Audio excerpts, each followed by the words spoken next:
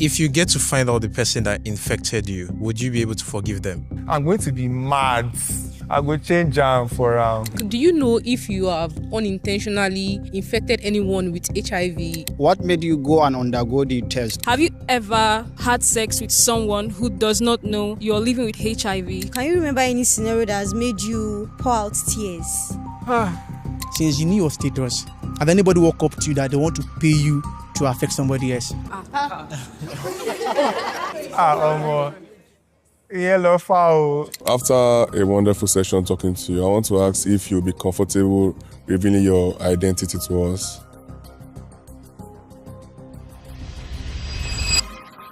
We brought one person living with HIV and 20 random people to ask them absolutely any questions of their choice. Can the first question now be asked? Hi, my name is Adekweju. Were you in a relationship when you got diagnosed, and how has your diagnosis affected your future or current relationships and dating life? The reason I decided to come today was more of a personal decision because I had an aunt who died of HIV. I didn't get to meet her. So this was kind of like a building arc for me to get to meet someone and have a conversation because I didn't get to meet her, I didn't get to see her, and I didn't get to have any sort of conversation with her. I wasn't in a relationship then, so I've never really actually been someone who is particular about relationships. Till today, I don't really know how it happened. I can't say, oh, this person gave it to me, or I got it. It just happened. If I'm going to be with a partner in the future, the person would be somebody that knows already, so it will not be a thing that I would have to explain too much to them. So if they are educated and they want to really be in it, then fine, but if it doesn't work, then it's still okay. Okay, my name is Abdurrahman Salu, and my question is, what made you go and undergo the test? Like, were you feeling something in your body or anything like that? It was the year of my IT. On my way back from school, I'm O negative, I'm AA, so I don't ever fall sick. So I just noticed that I was vomiting, this is weird. I got home, I went for a test, they said it was malaria, I treated malaria, I got better. Came back 2 weeks later, they said it was typhoid, I treated typhoid, then that was January. Then February, March, April, I was just deteriorating. Everything was just happening all of a sudden. I couldn't go for my IT. But then I was doing tests consistently. I was going to the hospital, but everything was coming out clean. And I was dying. It was my roommate that asked me that, oh, do you even know your HIV status? And I was like, I've been going for 100 tests for the past 6 months. If it was HIV, I would have known from the test results. Then he was like, well, even though that's the case, why don't you just tick that box? And I was like, well, I didn't have anything to do. So I just wanted to just go and satisfy my curiosity. And that was how I found out. Do you know if you have unintentionally infected anyone with HIV, especially before you were diagnosed? Oh, the time I was sick, the thought of you're sick from the January till June of 2015 when I was sick, I was deteriorating, at that point, sex, from here. When you are still thinking about how you want to survive, you are still praying to God. So when I now found out that I was positive, I told myself that until I realized that, oh, I'm undetectable, no sex. And if I'm going to even have sex, it has to be protected because I don't want to hear stories that affect the spine. It will be very, very bad for me to now come and realize that, oh, this person got infected through me. Yeah. My name is Hassan. I just want to ask, coming from a religious family, what was the initial reaction of your parents? The reason I ask this is you are coming from a religious home, and even I've not seen it physically, but Nollywood movies, what they depict to us is once you have this, even people that have faith, so much faith in God, they are, oh, you are being wayward, you are this, they criticize you. It took me 10 years to actually, really tell my dad. And when I finally did tell my dad about it, he was very shocked, but he was very loving. He just told me that, if HIV doesn't kill you, you can literally walk on the road and get hit by a bus. So something must kill a man eventually. So if this is what it is, then it's what it is. But you have treatment. He really encouraged me. Now telling him after 10 years, and he still reacted. It just made it look like, why did I wait all this time to tell him? So, and he's been very supportive. We even became closer. My name is Shino, and I want to ask about your relationship with your guys if you smoke, and if you guys like smoke together and drink together? My circle is very tight. I only have 3 best friends. I'm friendly with everyone, but I'm not friends of everyone. My guys are people who have been aware of my status for like longer than I can remember. So there's no type of, oh, I'm hiding from them, because if somebody is your real friend, you don't have to hide from them. And when it comes to smoking, I'm going to talk about the ARC medications and how it affects people. So once a person is HIV positive and the person is on ARC medications, within 3 to 6 months, the person can achieve something called U equals to U, which means undetectable means untransmittable, which means that once you have achieved that, you can no longer transmit the virus to anyone, which also indicates that you're as healthy as the person that is not HIV positive. So now, the question about smoking now becomes a personal choice. But then, like they always say, smokers are liable to die young or whatnot. So it's now your choice. Okay, hi, I am Angela.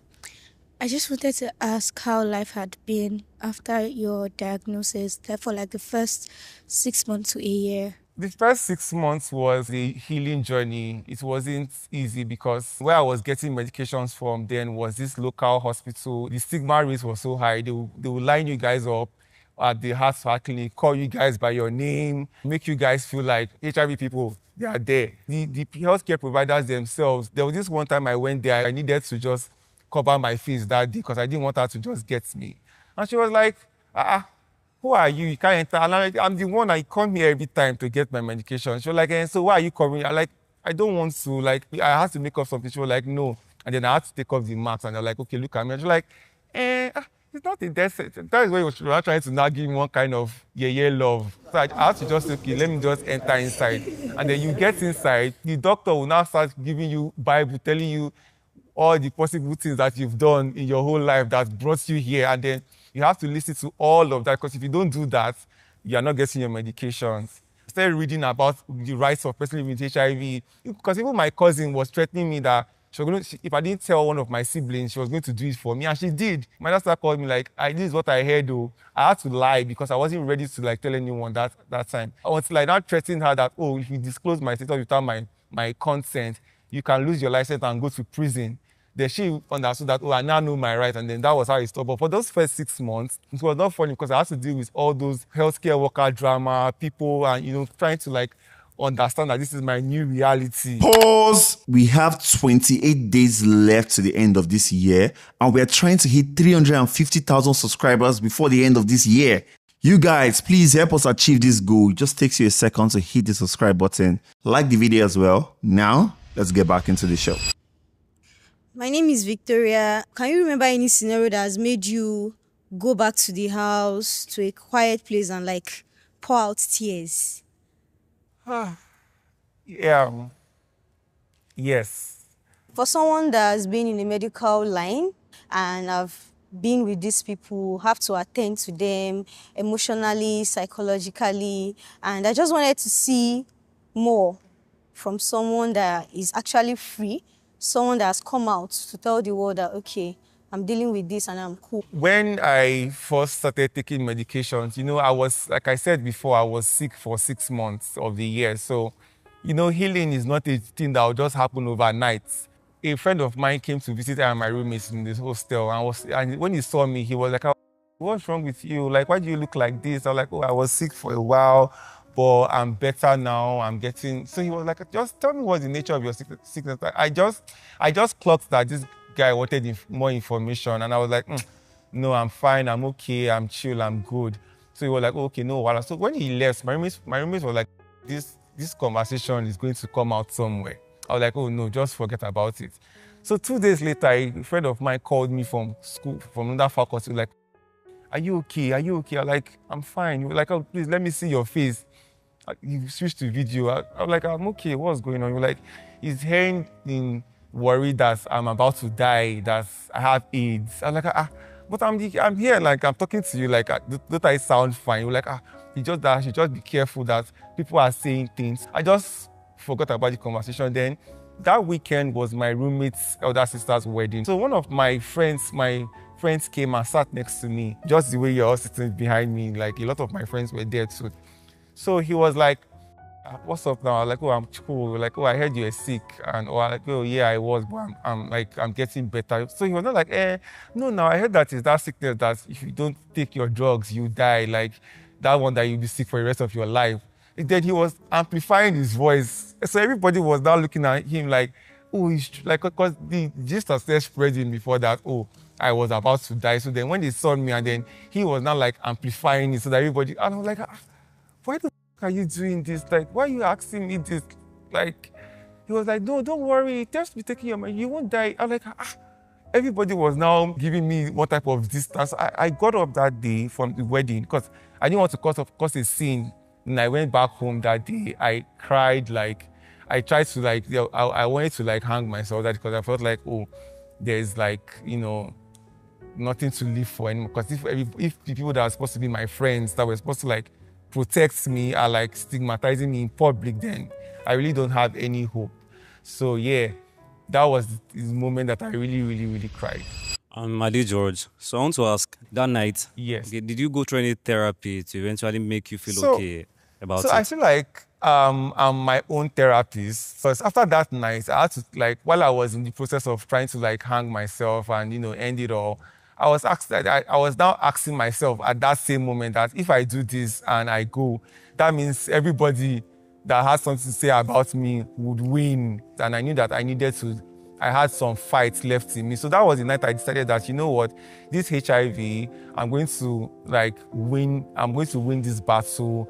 I'm going to, take charge. And then I started taking my medications really seriously. I was eating like I needed to eat so much. And then everything started changing. And then I started adding weight. I started getting fat. I started realizing that why am I, because I was now eating like one kind of mad person. That's what led me to the gym. That's now what led me to fitness modeling. Hello, my name is Ijoma. So Hi. I'd love to ask, concerning your sex life, have you ever been in a situation where you had sex with someone who does not know that you're living with HIV, right? And you just have sex with the person because you know that you are you. I was just curious to know if maybe he's had sex with someone, and many times people have sex with people and not even know that they live with the virus, and tomorrow the person watches the show and they're like, wait a minute, I had sex with this person and they didn't tell me. So no, that's a tricky one. There's a guideline from World Health Organization about disclosure of HIV status, right? And the guideline states that if you are undetectable, you're at liberty to not disclose your status because you are not putting the person in any harm's way. If you are on your medication and you have confirmed that your viral load is suppressed, you are as good as the person who is negative, except only you decide that, okay, I want to tell this person. Nobody has come to meet me and say that, oh, you had sex with me and you did not tell me, and now I'm positive, because you cannot get it from me because I'm undetectable. Hi, my name is Mikey. How has your status affected your work relationship? If you're in the professional field, do you have to declare, and how has that been generally, or having to deal with customers? Funny story is that, finding out I was HIV positive, I studied elect engineering. So when I came out from university, I was looking for a job. Jobs were not coming. I was like, oh, what am I going to do? So the organization where I received medications from, I went to them and asked them that, oh, I'm really interested in the work. So they were like, oh, what I studied is not going to, like, it's not within their purview. So I would have to volunteer if I want to join the force. So I was like, okay, I'm interested. And I applied, and they told me that, there's no salary for volunteers. I said, oh, no problem. I'm very interested in the work. I was there for 1 year and 3 months with no salary. I was just working in various departments. A project came and I was recommended to work on the project. And while I was working in the project, that was where I met the director of the organization that I'm working in now. And she saw that, oh, this person is doing so well, like his passion is nice. They just created the position and I just interviewed and I got it. So from there, I started going into data analytics. I started learning how to monitor data because I was working with all the data across Lagos and other countries. So it's kind of now led me into, where I am today as an M&E person. So the HIV that was supposed to kill me ended up saving my life. It's where I'm working from now, where I'm feeding from, and I'm able to like help people. I'm able to like do the work, and it's where I still collect my medications from. So nobody discriminates me. My office is like my safe space. You get, so I feel like it's a blessing for me. It just inspired me in such a way that I was able to realize that even when we go through challenges in life, we should use that to move us forward, make us more determined, more passionate. Hello, my name is Toby. What was your reaction when you were diagnosed? I had two reactions. At first, I was shocked and scared. And then when the healthcare provider, who was my cousin, told me that there was a treatment, there was a feeling of relief. Like, so it was first scare and then relief. I'm Fola. My question is, how do you handle the stigma that comes with everything here? Stigma has been maybe something that I've been quite used to. I come from a very strong religious family, so stigma has been something that I already was used to as a child. But when I found out I was positive, I also faced stigma from the healthcare provider, from my friends, from family. So I kind of just everything just kind of made me strong. It's not new to me, so I kind of just mentally block it in my head. The idea is the message I'm trying to pass. Hi, my name is Moyo. I would like to know how you would advise someone that just got diagnosed. Okay, so I'll tell them that it's very, very okay to feel what they are feeling. It's a process. Like, acceptance is a process and it's a journey. So you don't have to feel like, oh, you have to be strong all of a sudden. You can take your time, you can vent, but look for someone that you trust. If you don't trust anybody, then don't tell anybody. But if you know that you have someone that you can trust, then you don't have to be alone. And then, seek help as well. Hi, my name is Busayo. My question is, how has the medication and treatment process been, especially in a country like Nigeria? Do you think access to the proper healthcare is difficult or anything like that? Access to proper healthcare is not difficult. I would say that in HIV response in Nigeria has been good, thanks to agencies like Lagos State agencies, NACA, some organizations who champion in HIV response. The medications are free, very accessible. You can access them in any general hospital, anywhere, even preventive drugs. But the issue is a lot of reasons why a lot of persons don't respond well to treatment or, stop treatment is because of some things that the people tell them, like, oh, I just found out that I'm HIV positive, and I go and meet my pastor. My pastor is like, your faith has made you well. Instead of you to tell that person that you need to go and get medication, you need to start taking treatment, you are telling the person that your faith, but you are telling the person that you still go to the hospital, you still get treatment, and the person dies, and it's not fair because it's killing people and nobody talks about it. Access to healthcare is okay, but we need to start raising some type of awareness around religious leaders too. I'm Tonia. I want to ask, is there any kind of diet that you are into that help to boost your immune system? No. I'm a foodie. I like to eat what I like. I like to eat ewagoyin. I like to eat rice, ebag, like every other normal food. I don't have a type of diet that I have to. Once you are taking your medications and you are eating well, you can live a healthy life. You don't have to be on a special diet, except if you want to. It's not a necessity for a person living with HIV who is constantly taking their medication. My name is Soji. So my question is this: do you feel supported by people around you? Currently, yes, I do. I have so much love around me. I have so much support from my close friends, from my dad, right? So yes, the support that I have for me right now is enough for me. I don't feel like I'm lacking anything. My name is Chigozere. So my question is about your medication. Okay. So while you're on medication, have you ever had any medical crisis that required you to maybe go to the hospital, or you were rushed to the hospital at any point in time? Funny stories. I had appendectomy in 200 level.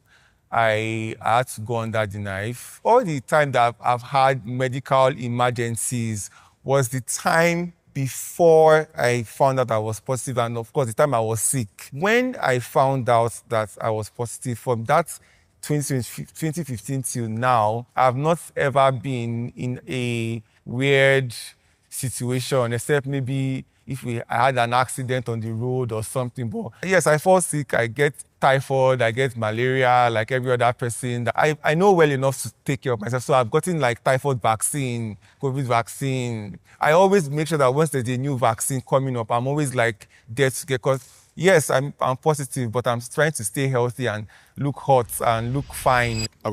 So my name is David. I know that undetectable means untransmissible normally. Yeah. I get you on your ARTs and stuff like that. But like aside the drugs, are there other like precautions you take day to day? Can I notice you're like clean cut. Nice by the way. You can't transmit it by sex Yeah. and stuff like that because you're on your meds and cool like that. But it's still possible to transmit by blood. So are there other steps you take like particularly like day to prevent that? They call it the 97 goal, and the goal is that 97% of persons know their status, and 97% of those persons who know their status are on medications, and then 97% of those 97 those persons that are on medications are undetectable. So once you are undetectable, it means you cannot transmit. That is why HIV has not become a, state of a emergency or something now. The numbers of HIV, persons living with HIV, especially in Lagos, you'll be shocked how high it is. But you can take measures, like you can always tell your partner, this is who, so that the person is informed, the person makes informed decisions. Do you get? I don't know if that answers your question. I like that, even with the fact that I've known that, yes, if you get HIV, it doesn't mean you are dying. I've not actually seen anyone that has virus face to face. So this, let's say, deep dive into someone's like psyche. Okay, my name is James. Your status, how has it affected your sexual life, your fun life? My sexual life has been very good. Other than HIV, there are so many other STIs people can catch. There's hepatitis B, which is deadlier than HIV, but a lot of people don't know about it. Just because I have HIV doesn't mean that I want to go and be having unprotected sex with people. I still want to protect myself from other STIs. So my sexual life still boils down to using of condom. I still advocate for use of condom. Forget about it. Let's leave HIV aside. Are you comfortable going to the pharmacist every day to go and be treating this or treating that? My sex life is still very, very, very, very perfect. My name is Sean, and I'd like to ask, psychologically, how have you been able to build yourself up to this point? Because I think it takes a lot for you to come out today to talk about this publicly. Psychologically, it's been crazy. I'm not going to lie. Online, social media, because you see a lot of people online with a lot of hate comments. Like, you'll be wondering, like, you don't even know me. Like, you don't even know my reality or my struggles. I'm sorry. There's a lot of sensation that needs to go on. Ever since I came out, a lot of persons will just come to your DM and say, oh, God is punishing you for your sins. Hey, HIV, hey, AIDS. There's a person that will not be in your DMs begging you for sex. The fact that they know that you are positive is kind of making them have a kick or something. And you're like, just put me in a table and just dissect me like. It's funny, it's relatable, it's real. It wasn't making it sound sophisticated. The stigma online is a lot. I would advise anybody who is HIV positive, who is out there, that if you are not ready to come out, don't come out. Psychologically, it's been hard, but if it wasn't for me coming out to talk about it, I wouldn't be here having this conversation. I'll probably be at home. It was still a blessing coming out for me. It wasn't I don't regret it at all. And if I have to go back to that day, I'll do it all over again. Okay, so hi. Hi. My name is Della. I just want to ask how, your status has, changed your view on life or like relationships generally. And this doesn't even have to be like a romantic relationship or anything. Friendships and all of that. Coming out now, I now see things differently.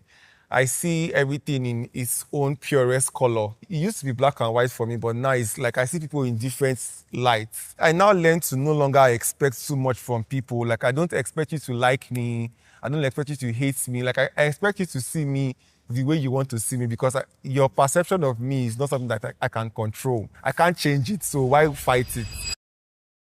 Is there any benefit this HIV has brought to you? The benefits that I've gotten from this HIV has been countless. I can't count it. Like, nobody might understand it, but I feel like it was a blessing to me, because it's what I'm eating from. I've always wanted to be a humanitarian. God has just been faithful, basically. Hi, once again. Hi. I'm Victoria. How do you feel about people that spread this virus intentionally? People who spread the virus intentionally.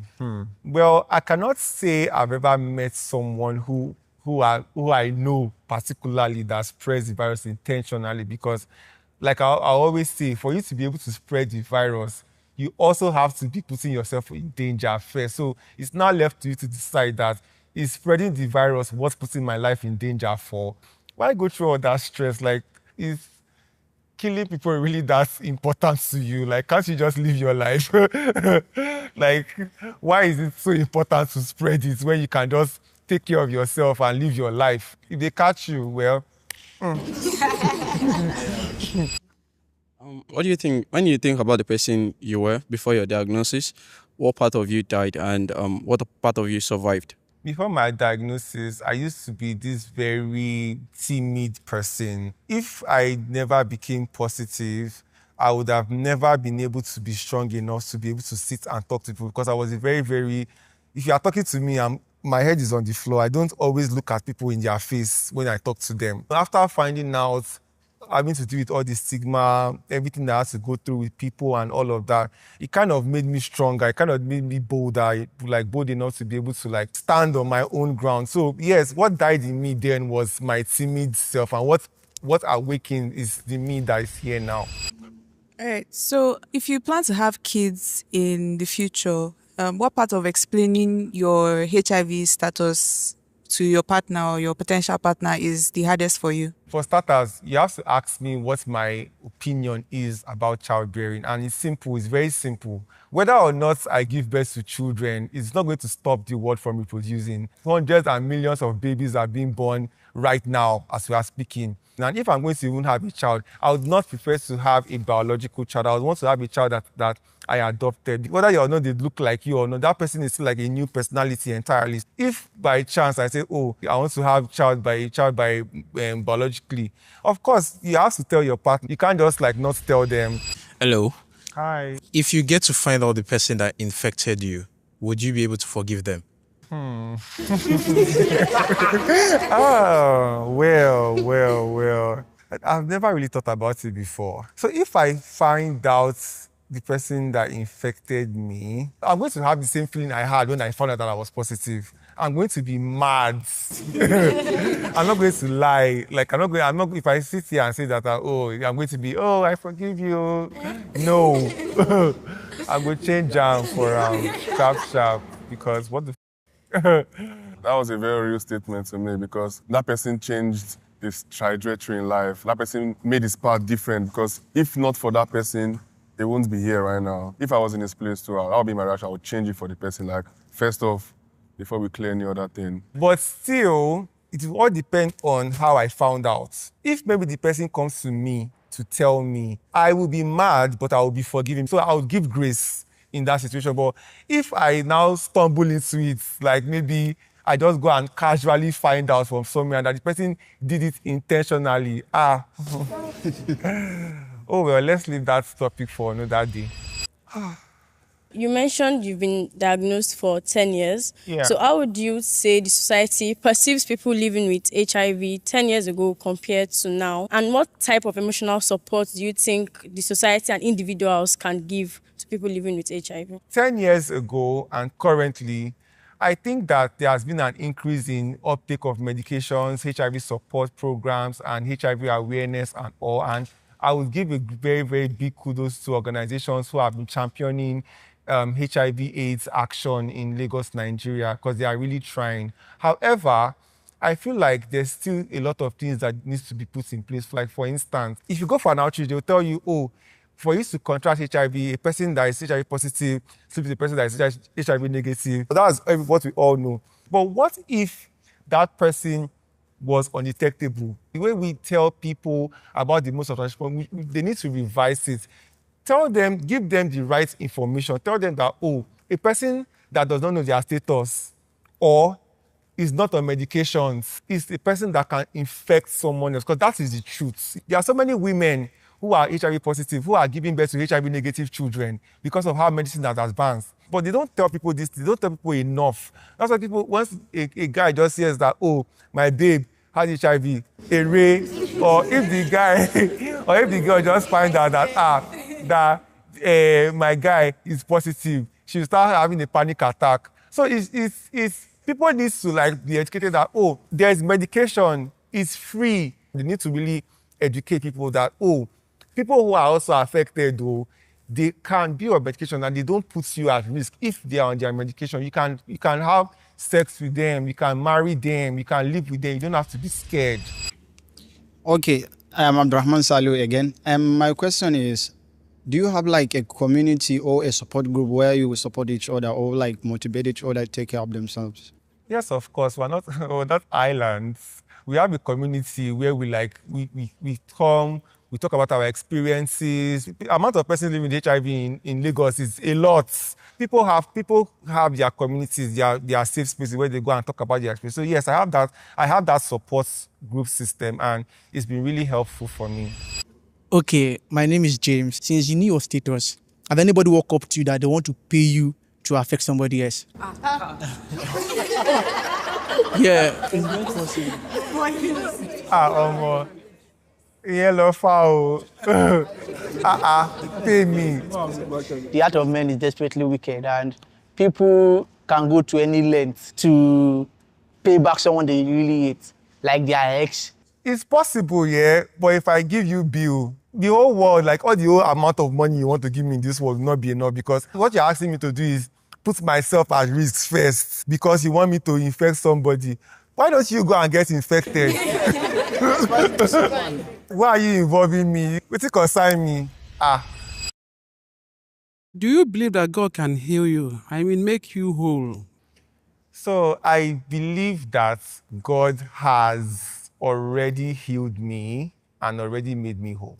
HIV is just a virus. Every single one of us here as human beings are prone. This body that we have is a body that we are not going to have for the rest of our lives. Whether God heals you from cancer or heals you from diarrhea or heals you from everything that is humanly possible to be healed from, it still doesn't mean that you are going to escape what is inevitable, which we all know what it is, right? Coming from where I was 10 years ago to how I look now, I would say that, oh, God does not owe me anything.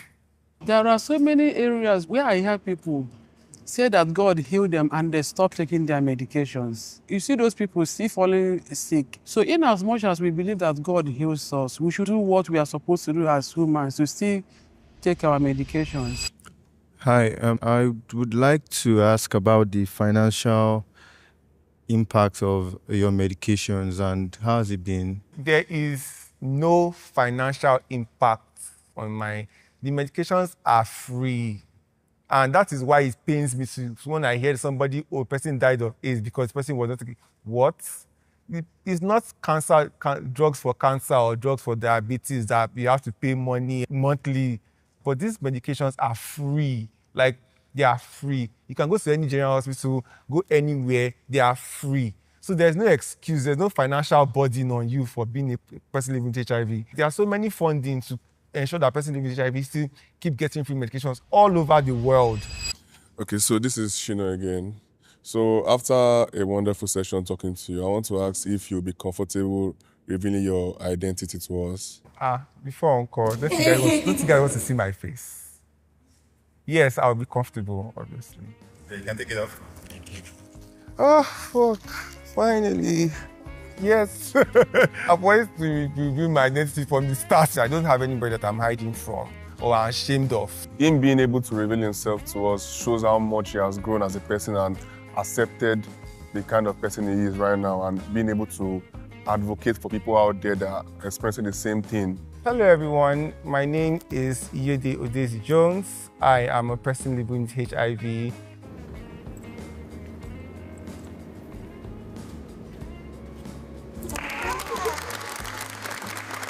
He's so full of life. He's so full of happiness. He's a beautiful person. At the end, he's just another guy. It's just another person leading a regular life like myself. First of all, I've not seen anyone that actually has HIV before, face to face. The way he had this like acceptance and flow with it, like this full-on, let's say, grace and poise, it's actually lovely. You need that help. If you wanted to give that help.